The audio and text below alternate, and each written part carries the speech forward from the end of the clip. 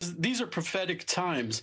And the interesting thing about prophecy is we know the end. We know what's going to happen. The two questions you have to ask are, how do we get there? What's going to be the pathway to get there?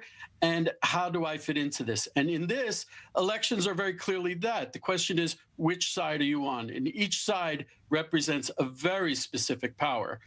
Donald Trump has attached himself to Jerusalem, has attached himself to Israel in a very clear way, and Joe Biden has not. It is so much more, beyond Trump. I think, you've written a lot of articles and being equated to King Cyrus, doing a lot of things, moving the embassy, all of these things. It doesn't, explain, this is a guy who, you lived in New York a long time. I lived in New York. Mm-hmm. He's doing things that are under our noses. Now, and I know this isn't a standpoint of we're pro one versus the other, but explain why what he's done is kind of inadvertently, pushing things through in the back door, even though it may not be coming out of the goodness of his heart.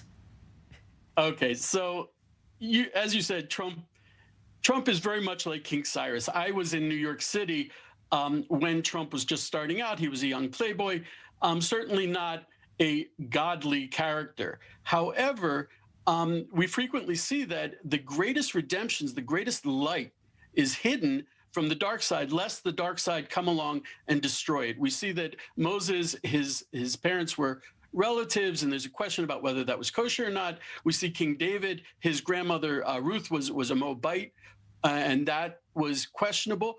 Trump, he's a questionable character. No one would look at Trump and say, this guy will bring redemption. But meanwhile, Cyrus brought redemption, brought the Second Temple. Trump is also doing that, and he's doing amazing, miraculous things in plain sight. He's bringing peace to the Middle East. If anyone else had done this, it would have been front page news blasting it for months. Trump has done it, and no one has even noticed. He can bring amazing things with no one noticing it. Right. Also, there's a portion in the Parsha of Balak, there's, who, wasn't even a Jew. There's a whole Parsha, named after him. Can that also be equated? Because again, we don't want to, it's not about sounding like Trump is better than Biden in any way. I mean, this election clearly is bringing up a lot of raw emotions in America right now on both sides. The Talmud actually says that on a certain level, Bilam was on a higher level of prophecy than Moses, and he was that close to Hashem.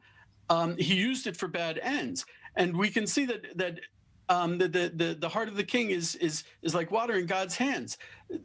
I've seen Trump; he's changed drastically over the last 4 years. Whoever becomes the leader, a king of Israel, is he facilitates. He's the tube, the channel for God's light into a nation, and that changes the leader. So I think Donald Trump is certainly fits this description.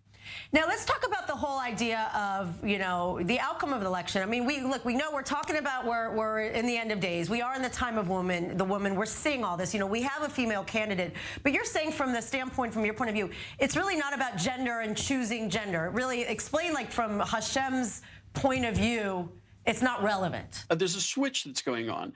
When we see Biden and Kamala Harris, there's a kind of switch going on where you're not really sure who's going to be the president. Interestingly enough, the two of them together have a very interesting meaning. Kamala, her name is actually the letters of Amalek. Wow. Which is doubt. As we know, the Amalek is doubt, exactly, and it's also the perennial enemy of Israel.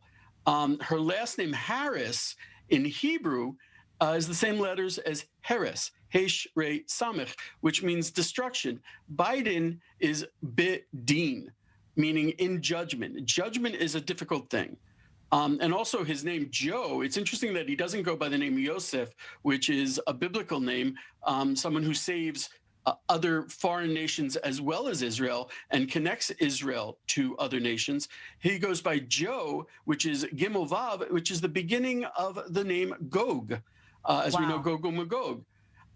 Donald Trump, interestingly enough, is gematria 424, Hebrew numerology, and that is Mashiach ben David. Wow. And many rabbis have understood that as not that he is Messiah, but that he is preparing the way for the Messiah. Right. So we see that there's very strong things. What's for sure is this is going to be a very powerful election. I think it's gone beyond reason, and it's very much a matter of personal identity. Who do you identify with? What side? Right. Adam, thank you so much. It's always so great to talk to you, and you have such an amazing insight covering this every day. It's unbelievable.